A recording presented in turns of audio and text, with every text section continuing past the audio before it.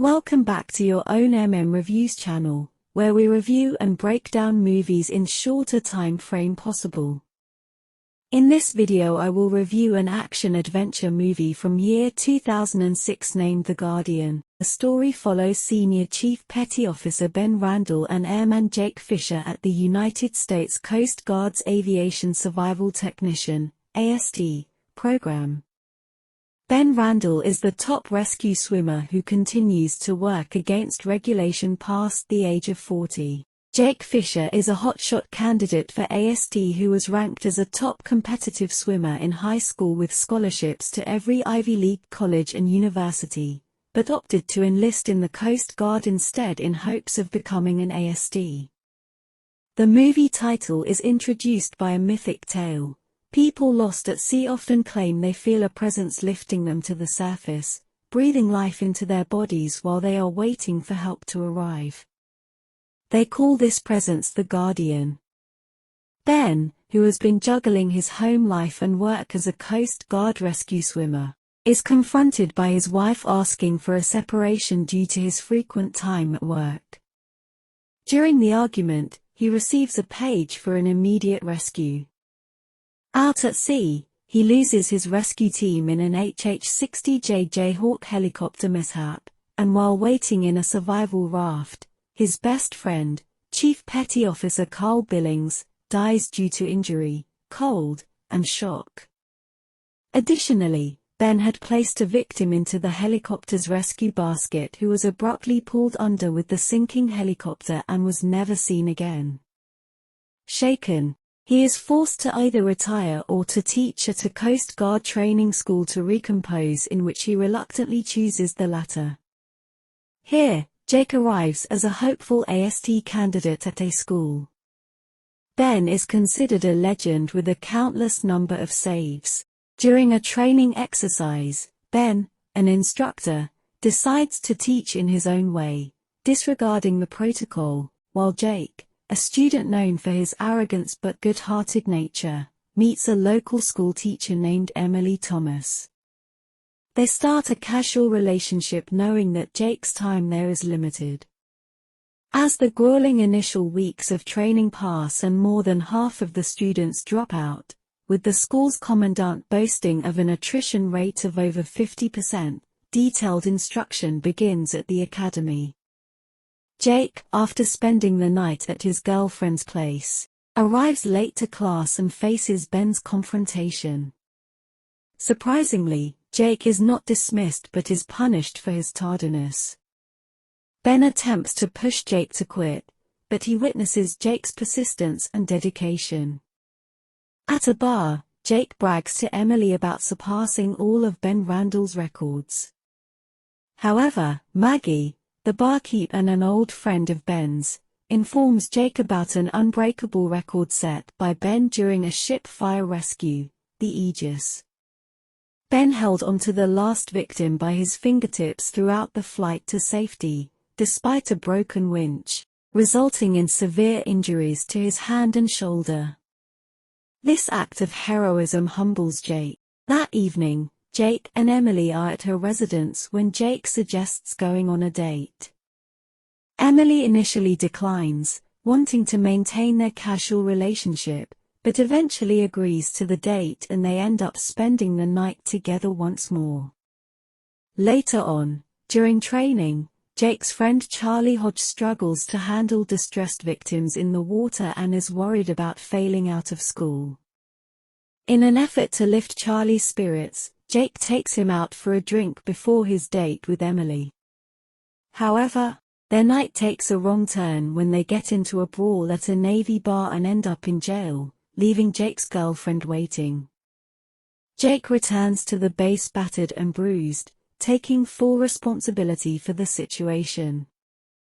Ben questions Jake about his decision to leave behind a promising career as a competitive swimmer to join the AST program, and reveals what he discovered about Jake's past, a tragic accident where Jake, the designated driver, was involved in a car crash that claimed the lives of his high school relay team. After a moment of shared grief, Ben and Jake find common ground as they both understand the pain of being the sole survivor. Jake inquires about Ben's actual number of saves, but no response is provided. As training nears its end, Jake steps up as a leader during exercises. By graduation, only a few of the original candidates remain. Emily attends the ceremony to support her boyfriend, but they must part ways as Jake is moving away. Jake and Emily share an emotional goodbye, embracing and sharing a kiss before slowly walking away from each other. Jake is stationed at CGS Station Kodiak, Alaska to protect the Bering Sea and Randall's post, the same post he initially desired. During a joint mission, they are tasked with rescuing two kayakers stuck in a cave. Fischer enters the cave and ignites a flare, triggering painful memories for Ben as he recalls his crew's tragic incident. After saving the first victim, Jake finds Ben immobilized. The victim had sustained a head injury from hitting a log, reminding Ben of the night he lost his crew. Jake proceeds to rescue the second victim and Ben. Ben realizes he cannot continue and decides to retire against his commander's wishes. Jake inquires about the number that haunts Ben, which turns out to be 22, the number of people he couldn't save. Ben visits his wife's house to apologize, handing her divorce papers and his wedding ring as they both express regret. Ben discloses his retirement and leaves slowly. Upon returning to the station to clear his office, Ben overhears a distress call for a rescue mission. Jake is assigned to save 4 sailors trapped on a sinking vessel. 3 sailors are rescued, but the ship's captain remains trapped in the hull. Despite the chopper leaving to refuel, Jake refuses to abandon the captain. After freeing the captain, the room's door is sealed shut by water and debris. As the hull fills with seawater and waves pound the vessel, the captain hits his head on a pipe, further complicating the situation. In addition, the captain is tragically killed when an oxygen tank falls on him. Ben Randall, the sole rescue swimmer available, immediately starts preparing his equipment. Upon arrival at the scene, Ben is lowered onto the vessel. However, he gets caught on the mast and is compelled to unhook himself and climb down. Meanwhile, Jake is running out of air. After locating the sealed door, Ben releases the water and frees Jake. Both of them then attach themselves to the rescue cable.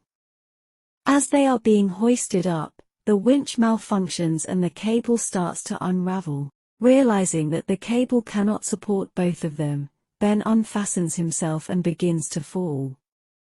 Jake catches him and refuses to let go, gripping onto him by his glove while saying, "I won't let go." Ben, understanding the situation, responds, "I know," and removes his glove, plunging into the ocean from a fatal height. Despite Jake's desperation to dive in and help, he is prevented from doing so because the only cable available is broken, and they fear losing Jake as well. Sadly, Ben never resurfaces under the spotlights. Jake Fischer then proceeds to narrate the events that unfolded. He recounts how the Coast Guard embarked on a massive search and rescue operation for Senior Chief Ben Randall, but unfortunately, his body was never recovered. The question arises, what defines a legend? Is it the actions of an individual during their lifetime, or how they are remembered after they have passed away? Some speculate that Senior Chief Randall successfully swam to the Aleutian Islands and is now peacefully fishing on a distant shore. However, Jake finds his own answer a few weeks later. During another rescue mission, Jake encounters a man who keeps inquiring about the whereabouts of another person. It becomes clear to Jake that this mysterious someone stayed by the victim's side until help arrived. The man expresses, he never let go.